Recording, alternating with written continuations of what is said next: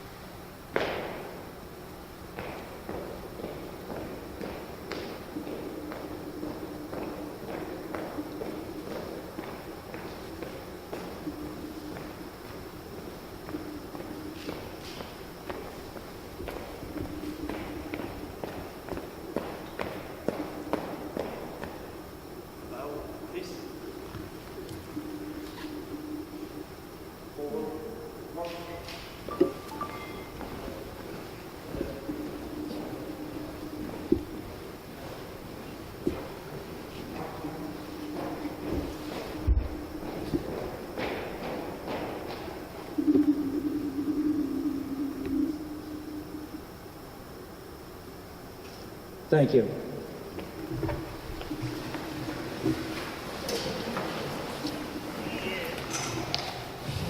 "100 years ago, in the cold, wet, and foggy pre-dawn hours of April 20, the German artillery began a thunderous attack on the Allied forces assigned to the trenches near the tiny hamlet of Seicheprey, France. 2 hours later, at about 5 a.m., approximately 3,500 German stormtroopers slipped around the ends of the Sybil Trench, the sacrifice trench, if you will, and effectively cut off the 350 boys from Connecticut who were assigned to the most forward trench from the rest of their unit. The Allied forces in the crosshairs were members of the 102nd Infantry Regiment and the 102nd Machine Gun Battalion, and the Germans were determined to teach the newly arrived Yankees a deadly lesson. Today we commemorate the incredible bravery of those boys from Connecticut who, despite overwhelming odds and heavy casualties, withstood the attack and, with their fellow soldiers from the 102nd Infantry, eventually prevailed. Today, we honor the memories of those young men who made the ultimate sacrifice to achieve that victory. It's now my honor and privilege to introduce the former commander of the 1st Battalion, 102nd Infantry during its 2009 to 2010 deployment to Afghanistan, Connecticut's Assistant Adjutant General, Brigadier General Fran Ebon.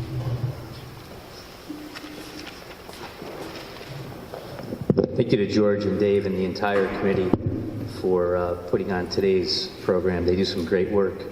And as you get some of the documents that were out back, you could see over time many of the great presentations and commemorative events that they put on throughout the years.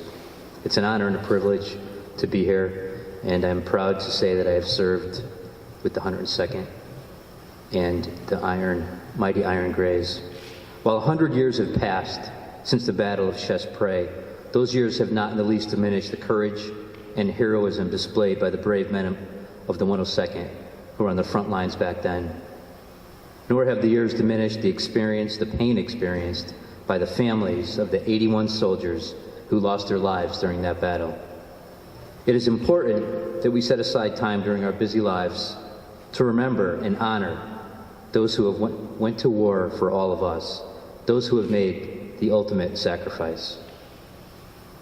Our nation is based on certain fundamental principles and values that we hold dear, and at times it's necessary to fight to protect those principles and values to ensure that we endure for future generations.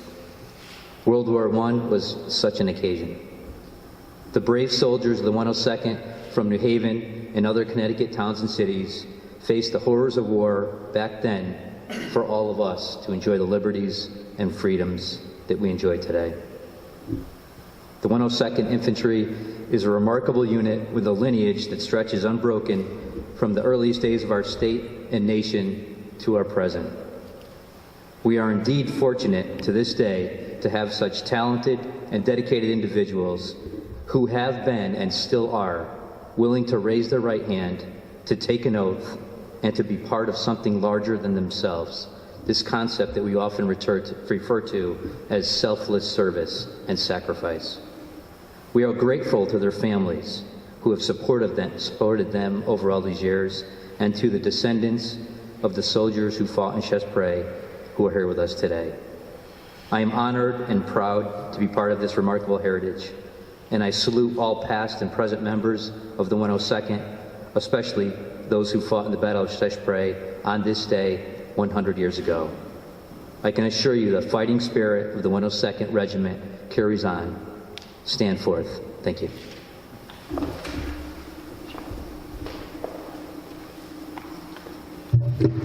Thank you very much, General Yvonne. I would now ask Lieutenant Colonel Frank Tantillo, the current commanding officer of the 1st Battalion, 102nd Infantry, to come forward and read an official proclamation from Governor Malloy. Colonel. State of Connecticut, by His Excellency Daniel P. Malloy, Governor. An official statement. Whereas the 102nd United States Infantry Regiment was organized on 22 August 1917 by combining the 1st and 2nd Infantry Regiments of Connecticut, National Guard, and was assigned to the 26th Yankee Division. And whereas the 102nd Infantry Regiment arrived in France for training in the fall and winter of 1917 and was deployed to the Toul sector of the American sector of the Western Front, April 1918. And whereas early in the morning of 20 April 1918, 3,000 German stormtroopers attacked the town of Seicheprey, engaging the soldiers of the 102nd Infantry in the first major military action undertaken by American troops in World War I. And whereas 81 Connecticut soldiers were killed in action as the 102nd Infantry Regiment repelled the German attack. And whereas the memory of these Connecticut soldiers' bravery and sacrifice has faded into the 100 years since the action at Seicheprey occurred. And therefore, I, Daniel P. Malloy, Governor of the State of Connecticut, do hereby proclaim April 20th, 2018 as Seicheprey Day in the state of Connecticut to honor the memory of those 81 Connecticut soldiers and to foster a greater understanding of Connecticut's significant role in World War I. Signed, Daniel P. Malloy, Governor.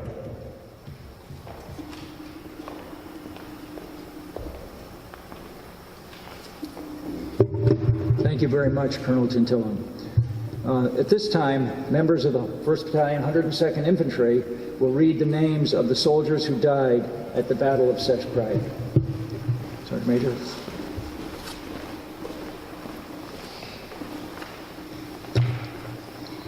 Company A, Private Peter F. Crowley, Waterbury. Private First Class Thomas F. Deedy, Hartford. Private Alvy S. White, Waterbury. Company B, Private Samuel Fearberg, Hartford. Company C, First Lieutenant Albert E. Johnson, New Haven. Private First Class Ernest C. Bell, Middletown. Private Geck Boris, Middletown. Sergeant Philip J. Brady, New Haven. Private Gustav Carlson, Middletown. Sergeant Arvid A. Cederholm, Middletown. Private First Class Earl R. Clark, Middletown. Private First Class Clarence E. Coe, East Hampton. Private John P. Darcy, New Haven. Private First Class Clinton W. DeForest, New Haven. Private Harry T. Fitzgerald, Waterbury. Private Joseph Francis, New Haven. Corporal George Gritzbeck, North Haven. Private Fred L. Hall, Middletown. Private First Class James N. Joyce, New Haven. Private First Class Raymond J. Canoff, New Haven. Private Alfonso Less, Hartford. Private First Class John E. Lilly, New Haven. Private Louis J. Lundry, Hartford. Private Frank J. Mendillo, New Haven. Private Marion Molesky, Saybrook. Private First Class Daniel L. Romeri, Hartford. Private First Class Ezra Woods, New Milford. Company D, Private Benjamin L. Carter, New Haven. Private First Class Ray Demunsky, Seymour. Private First Class Elwood D. Berger, New Haven. Private Charles W. Darrow, New Haven. Private Charles R. Davenport, Norwalk. Private First Class Timothy Driscoll, Bristol. Private John D. Fitzpatrick, Jr., New Haven. Private William H. Gordon, Ansonia. Private Alfred J. Hanley, New Haven. Private Theodore Hess, New Haven. Corporal Damas J. Laflamme, Bristol. Private William Lagasse, Bristol.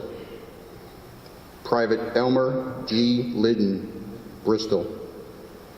Corporal Louis Oberman, New Haven. Corporal Homer A. Porter, West Haven. Private Joseph V. Pratt, Bristol. Private William J. Schaefer, Bristol.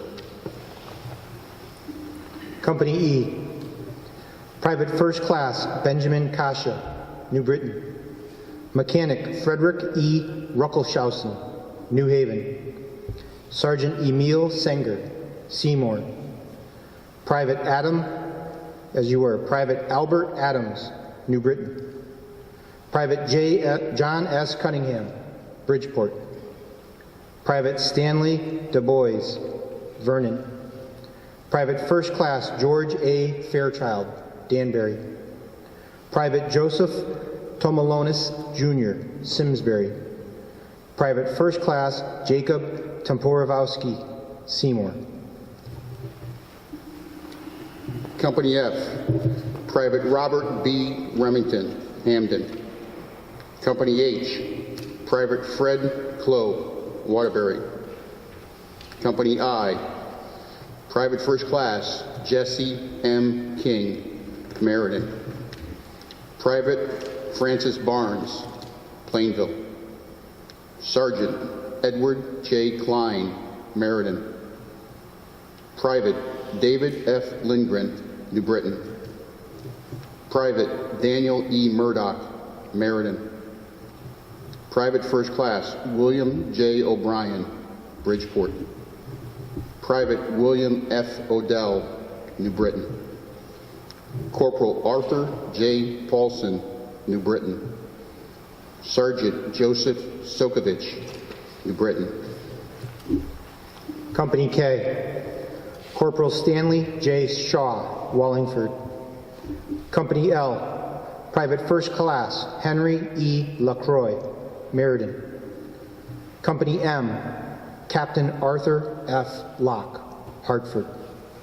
Corporal Walter G. Cowell, Norfolk. Private Eric G. Hedquist, Bristol. Private John J. Ryan, Torrington. Regimental Machine Gun Company, Private Nicholas Bernardino, New Britain. 101st Ambulance Company, Wagoneer John C. Burwell, Norwalk. 103rd Field Artillery, Private First Class Frank P. Gordon, New Haven. Private Roger Wilson, Hartford. And 101st Machine Gun Battalion, Private Giuseppe Molinari, Wallingford.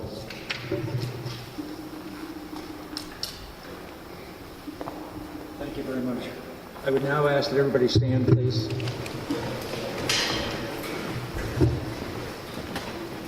Remain standing for the playing of taps and the retirement of the colors.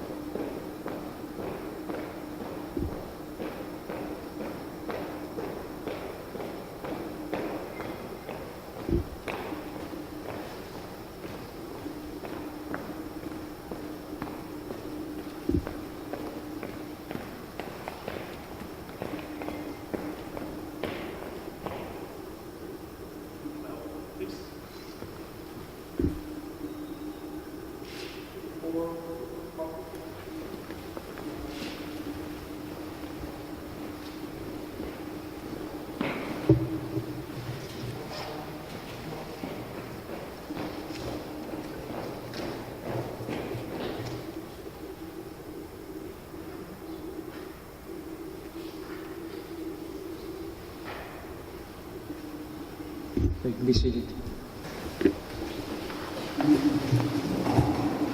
Thank you all so much for coming today and being with us for this important event. Thank you for all who participated in this event, and very much appreciate your presence. And that concludes today's program.